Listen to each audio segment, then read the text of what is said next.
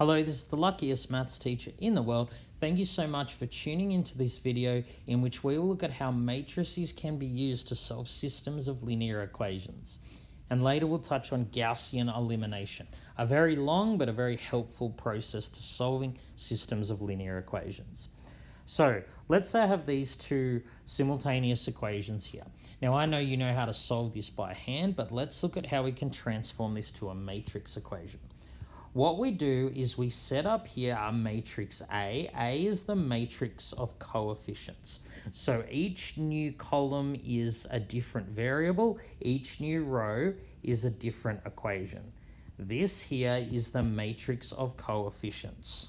So its entries are the coefficients of the two equations. So here is x coordinate in the first equation, which is 1. Then we go y coordinate of the first equation, x coordinate of the second equation, y coordinate of the second equation. So what we're doing is we're multiplying the matrix of coefficients by a vector that contains all our variables x and y, and we're getting the answer -741. So in order to get xy by itself, I really want to undo multiplying by this matrix. Unfortunately, we've seen that division by a matrix is not defined, but luckily in a previous video, we learned that we can get around that. We can undo multiplying by this matrix if I multiply by its inverse.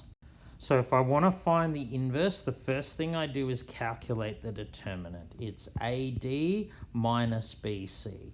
3 subtract -2. The determinant of this matrix is 5. That means it has an inverse. So what will be the inverse? So it's 1 over the determinant. And for a 2 by 2 matrix, remember you switch the elements on the leading diagonal. And for the entries off diagonal, you simply change their sign. So I am going to multiply this matrix by both sides of the equation. So note that I've just multiplied this here and here, both sides of the equation. Now note that because matrix multiplication is not commutative, you need to make sure you put the inverse in the right spot. You need to put it at the start of each of these. If I put it at the end, we'd have a problem. You can't multiply a 2 by 1 matrix by a 2 by 2 matrix. So just make sure you write it at the start. So we have a complicated looking equation here, but remember this here, all of that is going to be equal to I, the identity matrix, the equivalent of the number 1. So really, I can just disregard all of this now. I just get xy is equal to this. So to multiply these together, I'm going to leave the scalar alone and multiply the matrix and the vector. So when I multiply 2 by 2 and a 2 by 1 matrix, the resulting matrix is 2 by 1. So the entry that goes here, row 1 by column 1, -3 times -7 plus 1 by 41, I get 20. The entry that goes here in row 2, column 2, row 2 by column 2, 14, positive 14 plus 41 is 55. So now I simply need to multiply each of these by 1/5. So what we've actually got is that xy is equal to 1/5 of 20, 1/5 of 55 for 11. X equals 4, y equals 11. All right, let's now look at a system of linear equations where something goes wrong. So let's try solving these two simultaneous equations here. Now, if I were to set up the equation of coefficients, we have x coordinate of first equation, y coordinate of first equation, and then the coordinates of the second equation go here. Now, if I let this be the matrix A, my matrix of coefficients, I run into a problem because the determinant of A is, so little a times d minus bc. It's 6 minus 6, it's 0. A is not invertible, so I can't do what I did on the previous slide. Now the reason that something went wrong here is you can probably see these two lines are actually the same line. There's actually going to be infinitely many solutions. In other words, any solution to this equation is a solution to this equation, so we pretty much only have one equation. So what are we going to do here? Well, we can actually use Gaussian elimination. I'm going to show you what that looks like. Now, Gaussian elimination can't work miracles.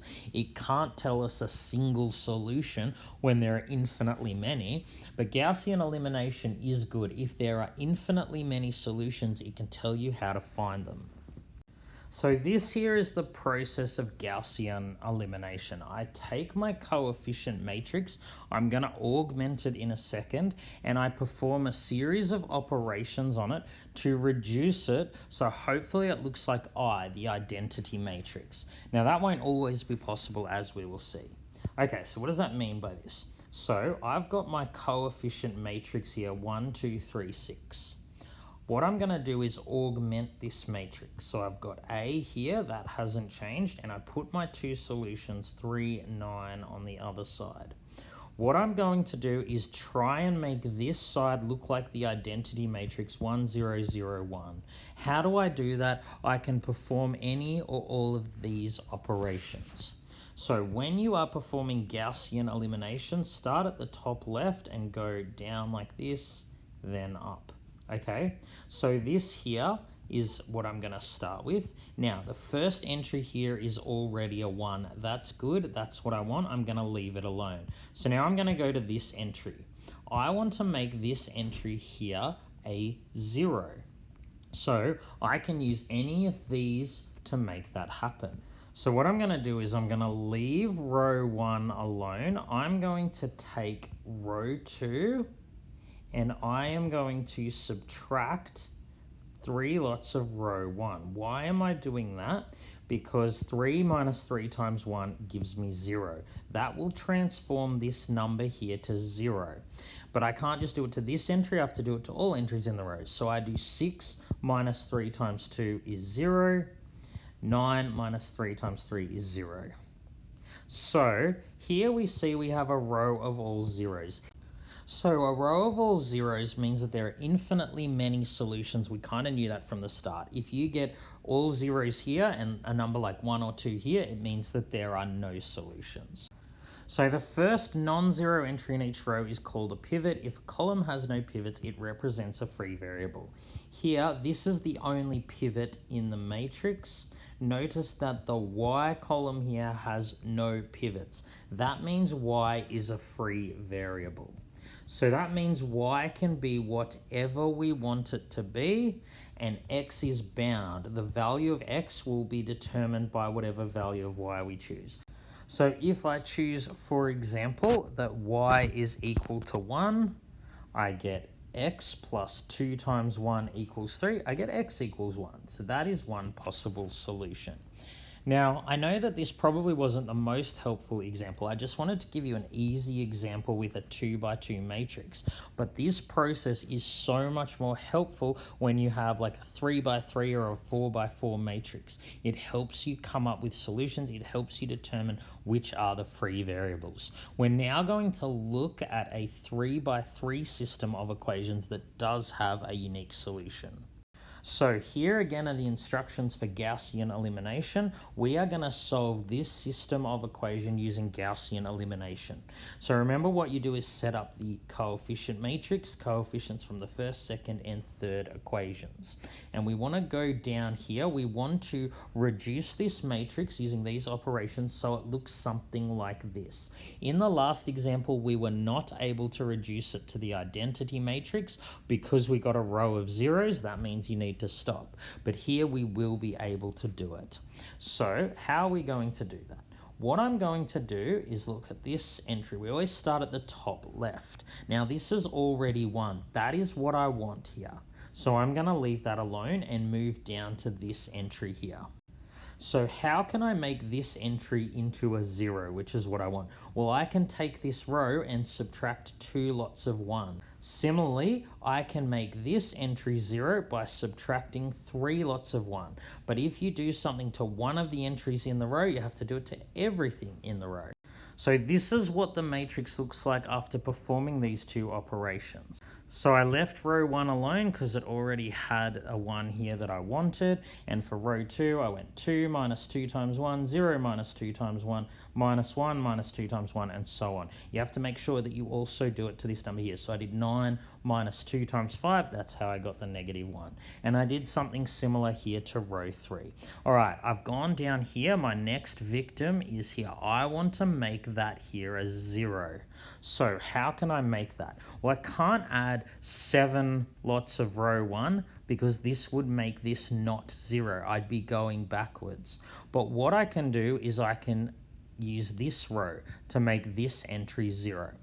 So what I can do is I can subtract 7 over 2 lots of row 2. Let's go ahead and do that. So I'm going to leave the first row alone. So here I have 0 minus 7 over 2 times 0 is still 0. That's good. I wanted to keep that as 0. So negative 7 minus 7 over 2 times negative 2 is equal to 0. That's why I did this. So I also need to do negative 1 minus 7 over 2 times negative 3 gives me 19 over 2, and I have to do that here. Negative 13 minus 7 over 2 times negative 1 gives me negative 19 over 2. So that's what row 3 looks like after I perform this operation. Now the next number I want to make right is negative 2 here. So I can make that into a 1 very easily. I just need to multiply everything here by negative 1/2. And I need to do it to this number also. So now I end up with this row here. Now hopefully you're starting to see why it's important to go this way. We wouldn't have just been able to multiply this if I hadn't already made this a 0. All right, so we've got the 1 that we wanted. Our next thing here is that we want to make this a 0. So how can I make this a 0 without changing that? Well, I can just subtract row 2 from row 1. 1 minus 0 is still 1, and if I go 1 minus 1, that will be 0. But if I do it to this element, I have to do it to each entry in that row. So I'm not going to change row 2 and row 3 for now because the next victim is up here. So now, how am I going to make this one a 0? I want it to be a 0, so it looks like the identity matrix. So notice here that this one has 2 zeros, so I can add a scalar multiple of this row without changing those 2 entries.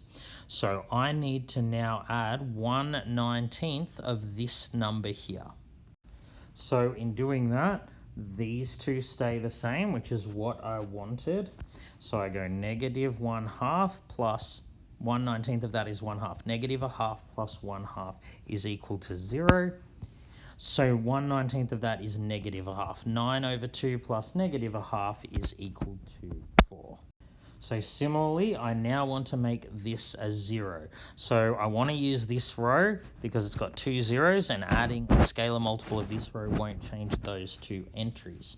So what I'm going to do, I need to get this 3 over 2 so it's a 0. So I'm going to subtract 3/19 of row 3. So 3 over 19 times this is minus 3 over 2. So I'm going to go 1/2, subtract negative 3 over 2. I actually get 2. Now, to make this a 1, nice and easy because these are already 0, I can just multiply this by 2 over 19.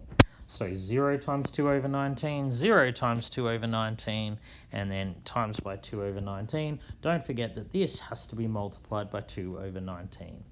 So we are actually done. We have row reduced this matrix, so we have the identity matrix. So how do I interpret this? Well, this was x, y, z. So 1x equals 4. We get x equals 4. The one in the y column is equal to 2, and the one in the z column is equal to -1, and we're done. Gaussian elimination is a long process, but we can program computers to do it, and computers can do this quite efficiently. All right, thank you so much for tuning into this video. This has been the luckiest maths teacher in the world. Have a great day.